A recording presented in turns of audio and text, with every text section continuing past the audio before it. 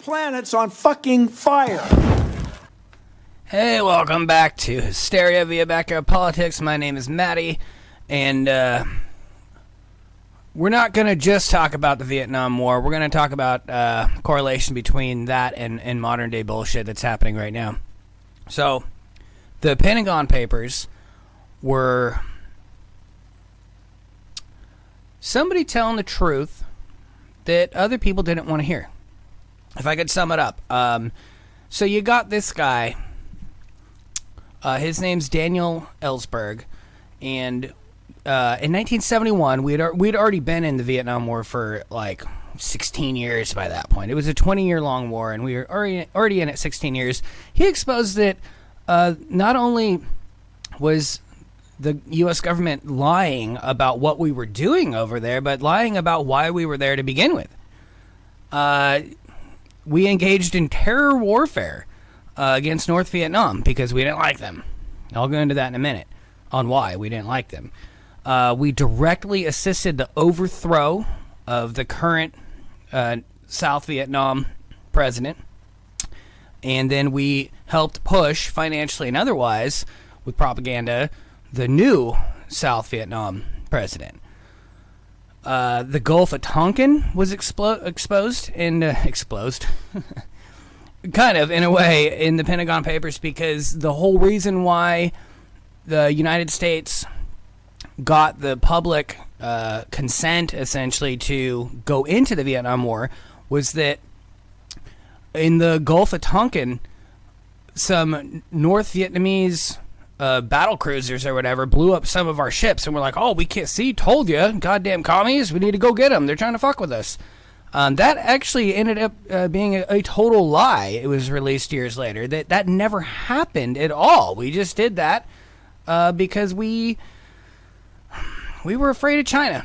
That's what the Vietnam War boils down to. We were afraid of China's prosperity, and we blamed it on communism. Still using that old school McCarthyism tactic of the Red Scare. Oh my God, the China folk are going to come and just ruin all of the American ways of life. Absolute bullshit. So that's how it all started with the Vietnam War. So this guy, Daniel Ellsberg, in 1971, he exposed all of this in the Pentagon Papers. And the government really didn't like that. They didn't like that at all. It got published in the New York Times and a bunch of other places. And even U.S. Senator Mike Gravel, that guy, awesome human, by the way. I follow him on Twitter. Super cool guy. He ran for president a few times, even just as recently as 2020. DNC also kind of fucked his possibilities, believe it or not. So anyway, Senator Mike Gravel, he was only 2 years a senator at the time when he read the Pentagon Papers on the Senate floor. U.S. government did not like this at all, and they took him to court for reading those papers on the Senate floor. It was Gravel versus the United States. Now, he ended up winning, thankfully, because he was telling the truth. He wasn't doing anything facetious or anything like that. He was just reading the papers of truth. It gets a little bit worse when this super sexy young fellow, gross, when Nixon was like, okay, this shit's getting bad. These Pentagon Papers, they need to stop. They keep publishing more of them in the news outlets. And so Nixon got a federal warrant to arrest Daniel Ellsberg, who made the Pentagon Papers. And Ellsberg just turned himself in. He's like, you know what? I'm speaking the truth, and I'm going to keep doing that until, I don't know, until you guys accept it, until the American people know, until the world knows the bullshit of the Vietnam War. So he turns himself in. It ends up going to trial under the Espionage Act, which, if for those of you that don't know, the Espionage Act was made around the World War I times, and essentially all it ever said was you can't talk badly about the U.S. during wartime. And there's other things to it, but that's what it boils down to. Talk no shit while we're doing shit. That's what the Espionage Act is. So the grand jury for Ellsberg's trial, they declared a mistrial. The reason why they declared a mistrial was because of a few things that happened. Nixon, that cutie, he sent federal agents to burglarize an office that had Ellsberg's documents in it. Absolutely illegally did so.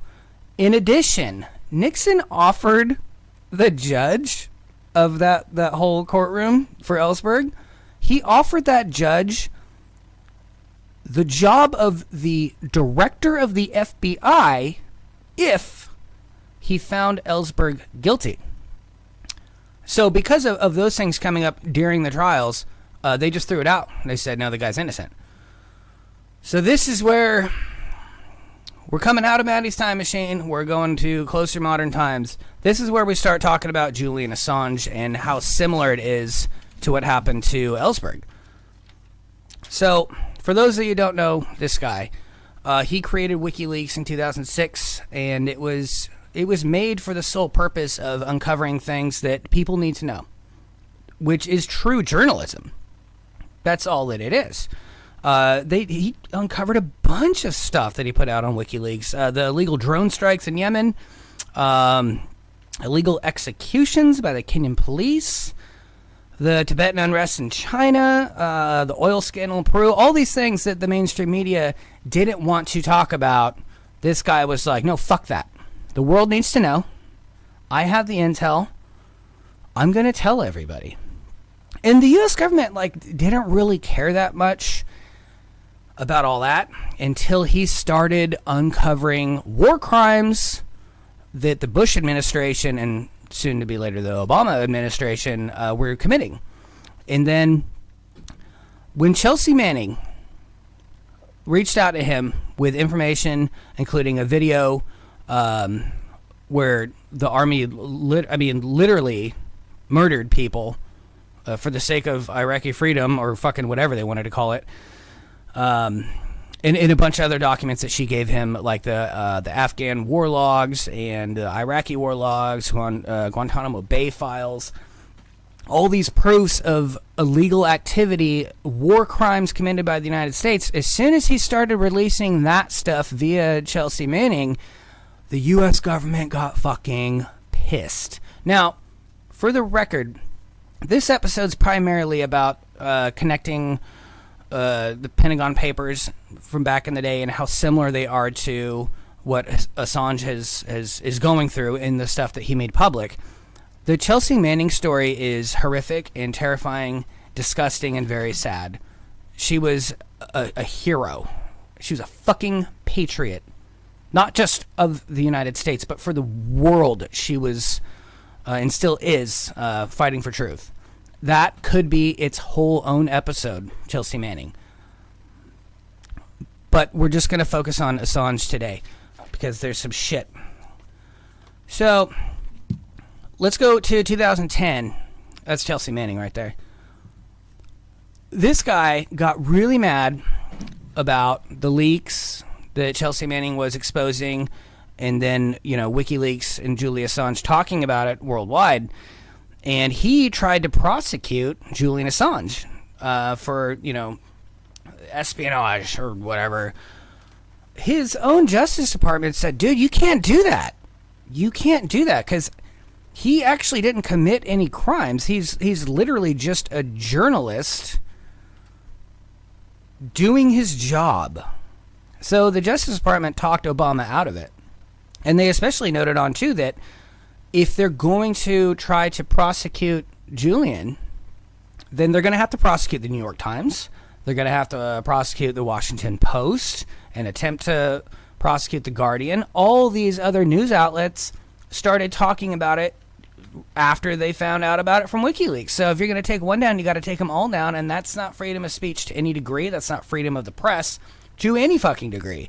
So I'm not calling this guy smart, but I am saying he made a smart move at the time by not going forward with prosecuting Julian Assange per his directions from his Justice Department. So, anywho, Assange, he seeks refuge in London at the Embassy of Ecuador, and he hangs out there for a while.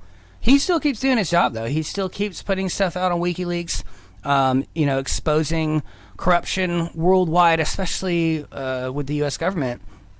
And the U.S. government kind of sat idle for a little bit. Like, they're like, we'll just see what happens, They kept, making little attempts to, do really shitty things. They tapped his phones. They accessed his personal emails and his any devices they basically had their fingers in. And then in 2016, look at those hotties. Gross. He released all the DNC corruption emails, which good for him, because we needed to know that. The world needed to know that, but America needed to know that especially. So he released those, and it just showed all the DNC corruption, fucking over Bernie, lying back and forth to each other, just all of the garbage and the bullshit that both political parties do, but in this case he was focused on just the Democrats. So let's go to right now. So Julian Assange is currently on trial in the UK for a decision on whether or not to extradite him to the United States.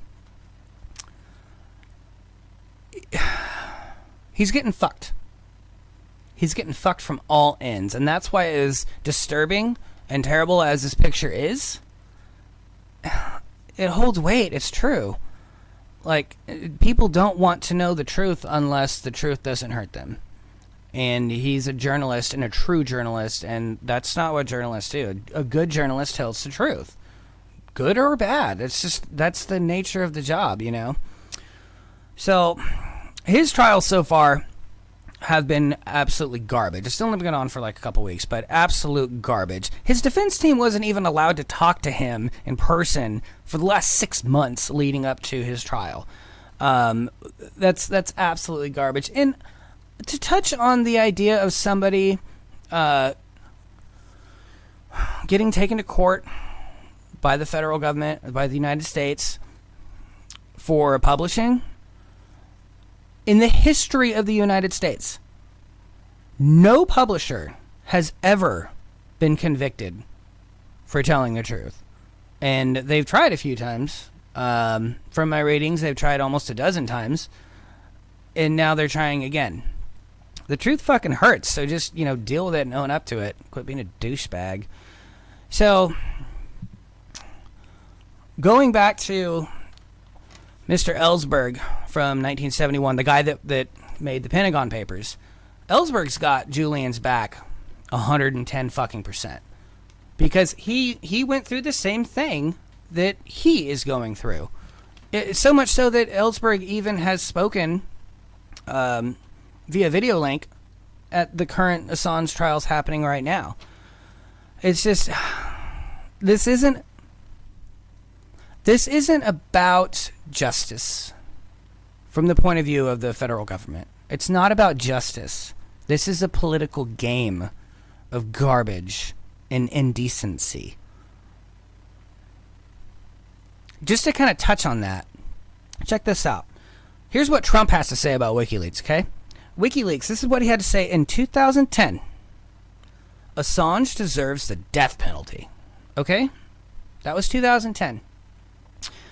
In 2016, when WikiLeaks was pushing out all of this truth about the corruption and garbage of the DNC, which helped the Trump campaign in the long run, Trump said, I love WikiLeaks.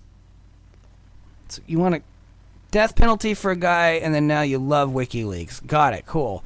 And then just recently he said, and this is an actual quote, this isn't me being funny. Recently he said, I know nothing about WikiLeaks. Good stuff. So,